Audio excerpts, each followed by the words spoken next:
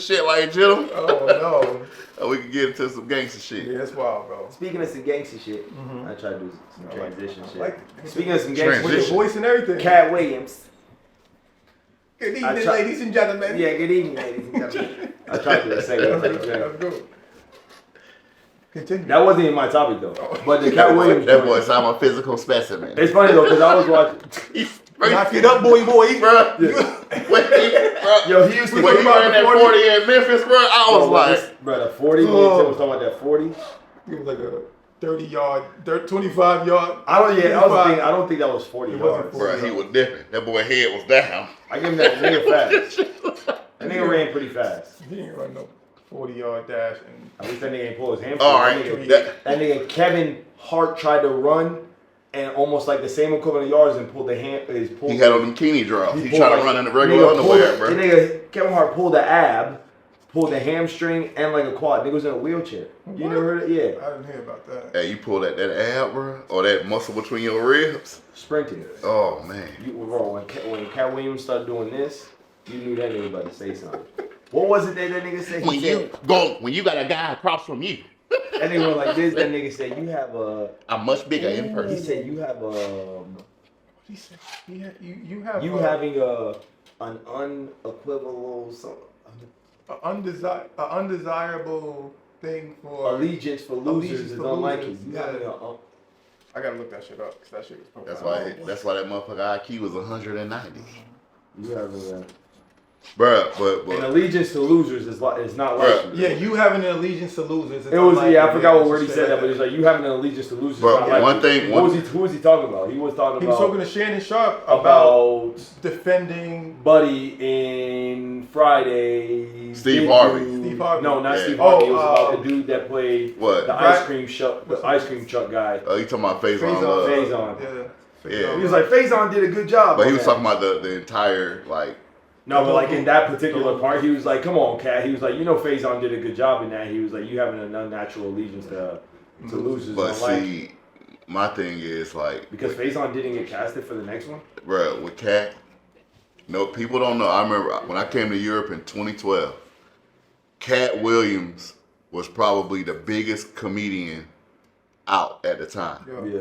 It was like the green shirt joint came out. I can't even remember. I think so, but it was like Eddie Murphy was still big here. Like I'm talking about in Europe. Eddie Murphy was still big. Yeah, bro, because they play these reruns of the movies. Yeah. But Katt Williams, like for the millennials, it was Katt Williams. Kevin Hart, he wasn't here yet. He was like still here. Yeah. But it was the Katt show. Katt Williams. Everybody talked about Katt Williams. Mm-hmm. So he has a point, man. He was everywhere for a minute, and I don't think he got on drugs or nothing. I just think some people fit where they fit, and he found his niche in stand up and doing like TV shows. I feel like Katt Williams is on not like a revenge tirade, but more like when he says like this is the year of truth. He's trying to just tell the truth. He's like, I feel like it's twofold. In one fold, he's kind of envious because if he's telling the truth, that means that all of these jobs that Kevin Hart had and other people had, they literally did come across his desk. But because he has such a certain type of personality and moral ground to stand on, he's probably like, why aren't you guys being the same way? Why aren't you guys holding it down too? These people have spoke out about him too. He's not talking shit about people that haven't spoke on him. Kevin Hart has went on the Breakfast Club and spoke about Kevin Hart. But you know everybody. Katt Williams? Kevin Hart has went on the Breakfast Club and spoke about Katt Williams, and Kevin Hart's talking about all these people I put on Katt Williams who have you helped. Katt Williams spoke. My problem is helped, so it's just my problem is they all. I've never heard Cedric say anything about. He did. Katt Williams. Yeah, he did. But that wasn't his on the play. show. Yeah, but that wasn't his play. The play with Katt Williams and Cedric is a thing that he stole his show. But my thing is when they talk about Katt Williams, they get real personal. But he asked him about Shannon Sharp asked him about it when Cedric the Entertainer was on there. You know, before this, Katt Williams wasn't going on about them.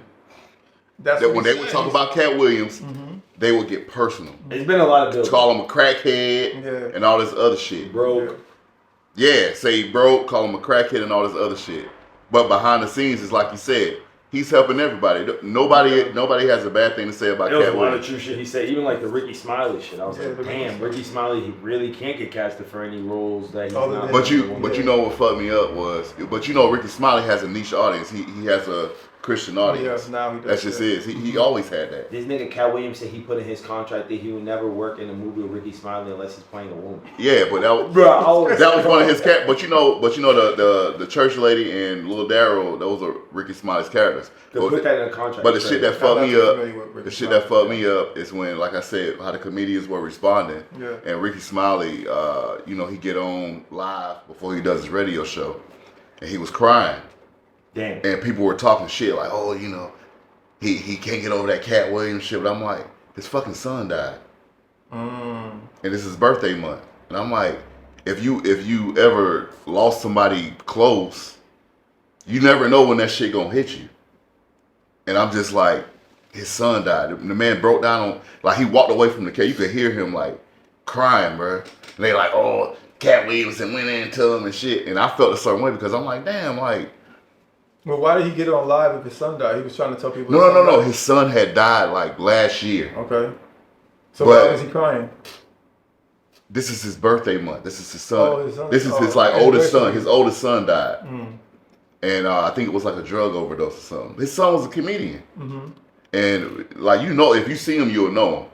But like, he got on live and he was crying. I'm like, damn, like these people like going at him like he weak and Katt Williams and I'm just like, damn, y'all ain't know his son. His son People don't know. that looked just like him. Yeah. You know what I'm saying? People vicious out there though. Especially, Vicious as fuck. No. especially in this climate, like you were saying, like the responses. Yeah, I'm pretty sure It's- Katt Williams it's didn't not- want that. He just wanted to clear the story. He knew what he was doing. But I'm saying he wasn't trying to turn Katt the world Williams- against. I don't think Katt Williams went on there and spoke on something that he probably shouldn't have. I feel like everything he spoke on was valid. Yeah. He wasn't turning the world against people. Yeah, he was wasn't just like even letting you trying to know. pit. Yeah, he was just No. trying to come out and kind of say like, this is really how it is. Yeah, Cedric the Entertainer said this on Yeah. there. That's a lie. Steve Harvey said this. That's a Right, lie. the Illuminati be doing this with people. Like, that That's was the truth. crazy. The Jonathan Major shit, where he was like, well, people was like, He didn't really come at Jonathan Majors, but he just spoke on no. the subject. Well, people Nah, were he like, was- he called Jonathan Majors ugly, Yeah. but he didn't. He said, basically, the Eurocentric standards of beauty. He's like, that motherfucker look like my daddy. Yeah, he's opposite. Yeah. Yeah. And he's like, but he's the sexiest man alive. He was like, man, get the fuck out, because he was like, he was a plant. He was like, Yeah. Kevin Hart's a plant. Yeah. I But- think but- for the most part, he was coming at. I think he was say he's coming at Kevin Hart, Steve Harvey, and the group, the Kings of Comedy, because he has such close ties to Bernie Mac and what they kind of did to Bernie Mac before he Yeah. died. I was closely interested in who he had respect for. They were all He alone. said, who did he say? Bernie Mac. Bernie Mac, Who did he kept Steve saying? Curry, Bernie Mac, Dave Chappelle, Dave his writer, Curry. Curry. something Curry. Yeah. You know, Daddy, I ain't know you had titties. Get the hell out of That's here. Cooper, right? That's Curry. Mark Curry. I think. Mark Curry. Oh no, Mark no, Curry. no, you talking about Cooper the Booper, Mr. Cooper. Mr. Cooper. Yeah. That's his character, right? Yeah. I was thinking about Friday, but yeah. Yeah. I think It was Mr. interesting when he was talking about Ice Cube. Now that I see this picture over here, it was interesting when he was talking about Ice Cube and people like kind of shitting on Ice Cube and not being able to make money because of Ice Cube's budget. But it's just like, bro, from what he was saying, it's just like He we was out of his know Ice pocket. Cube's budget Yeah, and he's coming out of his pocket. Yeah. I think Katt Williams is a smart guy. He came Oh, on 100%. Shannon Sharp, a super budding hot platform, and he said what he said, and he knew he was gonna get the response that it did. But and this right here is a shout out to Shannon Sharp. When you watch his show, it really is like sitting with one of your cool uncles and just which talking is great, shit. which is great. And he's not, you know how buttoned up Shannon Sharp is, but he's still like one of the guys. I don't know if he was expecting that. He wasn't.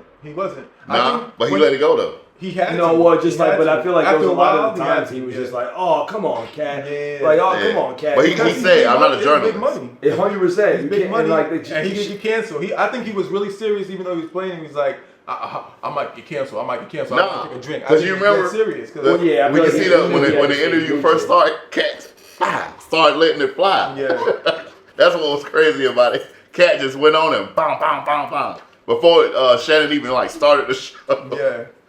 And that's when he was like, "Oh, I think you had a little too much of that liquor." And then he Katt was was like, like, no. "I'm very aware of how much liquor." You drinking more than me. That nigga knows Yeah, his cognac too. that was cool. You want another sip? That was cool. I like that interview very much. I watched that shit like 3 times. Bro,